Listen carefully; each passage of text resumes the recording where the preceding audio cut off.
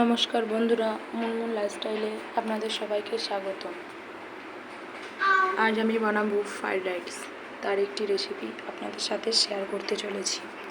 তার জন্য আমার লাগছে এখানে চিনি, লবণ, কাজু, কিশমিশ, কাঠের চাল, গাজর, বিনস, ক্যাপসিকাম।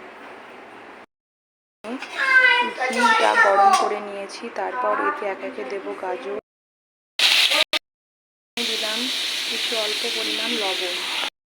ফ্রাইড রাইস করার জন্য আমি একটি পাত্রে কিছুটা জল গরম করতে দিলাম ফ্রাইড রাইসের ভাতটা রান্না করার জন্য। ভেজে তুলে নিলাম,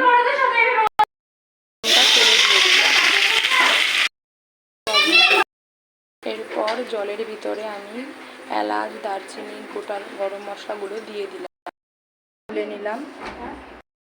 এরপর বিনসগুলো দিয়ে দিলাম, এরপর একটু লবণ। ক্যাপসিকামটা ভাজা হয়ে গেলে এর ভিতরে আমি কাজু, কিশমিশ সব দিয়ে একটু নাড়াচাড়া করে নিলাম। তার জন্য এবার আমি মশলাটা শুকনো কড়াতে ভেজে নিলাম। ভিনেগারের বদলে আমি এখানে দিচ্ছি লেবুর রস। আমি ভেজানো চালগুলো দিতে লাগলাম। আমি 30 মিনিট আগে ধুয়ে ভালো করে ভিজিয়ে রেখেছিলাম। আমি এখানে ফুটতে দিয়েছি, তারপর আমি একটু ভাতটা নেড়ে দিলাম। এইবার আমি ভাতটাতে লেবুর রসটা দিয়ে দিলাম। এই লেবুর রসটা দেওয়ার ফলে ভাতটা খুবই ঝরঝরে হয়।